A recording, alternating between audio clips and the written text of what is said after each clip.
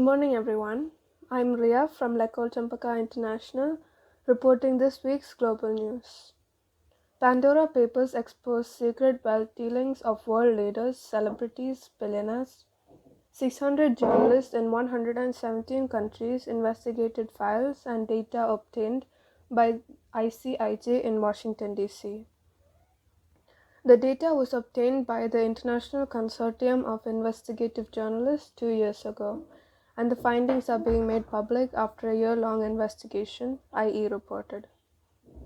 Kids need to get that vaccination, so it's really good news, and hopefully, shortly after Halloween, it will be released to the public, said Dr. Peter Hortis, co-director of the Center of Vaccine Development at Texas Children's Hospital.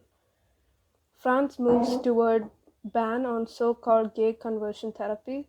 French lawmakers have unanimously backed proposed legislation that would ban so-called conversion therapy and authorize jail time and fines for practitioners who use the scientifically discredited practice to attempt to change the sexual orientation or gender identity of LGBTQ people.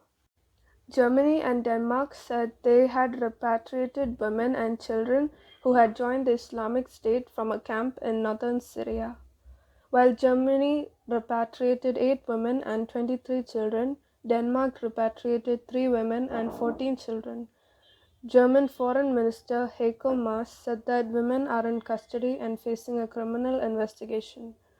The Foreign Ministry confirmed the arrival of women and children on Wednesday. Ghana Nobel Prize, a victory for Tanzania and Africa. Tanzania's government hailed Zanzibar-born novelist Abdul Razak Gurnah on Thursday for winning the Nobel Literature Prize, calling it a victory for the country and the African continent. Our childhoods were stolen, says 21-year-old Ricky Schlott, who has had an Instagram account since she was 11. Recently, Facebook has come under fire for the impacts its apps have had on teens and their mental health. The BBC looks at how algorithms have made social media the new drug of choice and what people are doing about it.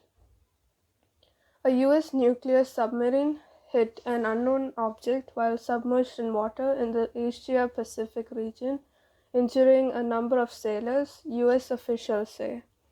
It was not clear what caused the incident on Saturday, they said. The submarine remained fully operational. US to China.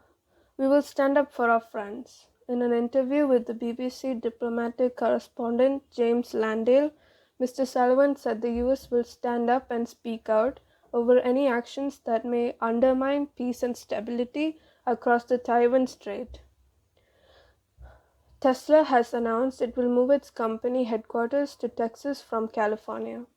Chief Executive Elon Musk announced the move at the electric car maker's annual shareholders meeting in Austin.